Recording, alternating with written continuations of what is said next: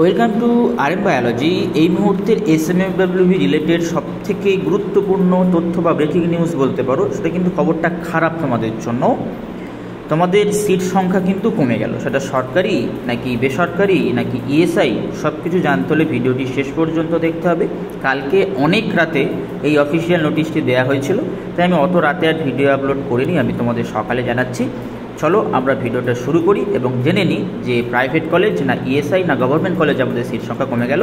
যেখানেই কমুক তোমাদের জন্য কিন্তু খবরটা খুবই খারাপ এবং বেশ কিছু সংখ্যক সিট কিন্তু কমেছে, 30+ সিট কিন্তু কমে গেছে।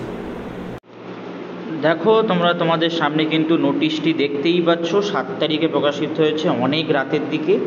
মেমোরান্ডাম দিয়ে বলা হয়েছে উইথ হোল্ডিং সমাজ কল্যাণ প্যারামেডিক্যাল কলেজ, অর্থাৎ সমাজ কল্যাণ প্যারামেডিক্যাল কলেজে যে সিটগুলো ছিল সমস্ত কোর্সে, সেটা ডিএমএলটি হোক ডায়ালাইসিস হোক, যে সিটগুলো ছিল সব কিন্তু এখন আটকে রাখা হয়েছে।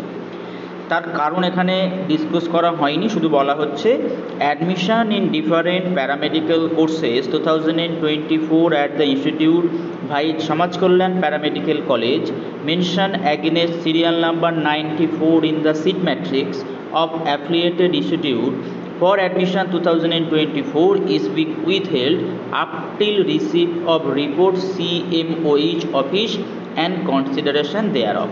অর্থাৎ সমাজ কল্যাণ প্যারামেডিক্যাল কলেজ, যেটা অ্যাফিলিয়েটেড সিট ম্যাট্রিক্সের 94 নম্বরে ছিল, তার সিটগুলোকে এখনও পর্যন্ত কাউন্সেলিংয়ে পার্টিসিপেট করতে দেয়া হচ্ছে না।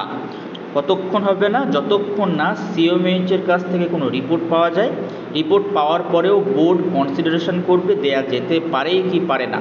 তোমাদের কিন্তু সিট ম্যাট্রিক্স থেকে, মানে যে প্রাইভেট সিট ম্যাট্রিক্স ছিল, সেই প্রাইভেট সিট ম্যাট্রিক্স থেকে কিন্তু 32টা সিট কমে গেল। সেটা কিন্তু সত্যিই সবার জন্য একটা খারাপ খবর। এরকম ভিডিও, এরকম তথ্য সব থেকে আগে পাওয়ার জন্য চ্যানেলটি অবশ্যই করে সাবস্ক্রাইব করে নাও এবং বেল বাটনটি বাজিয়ে দাও।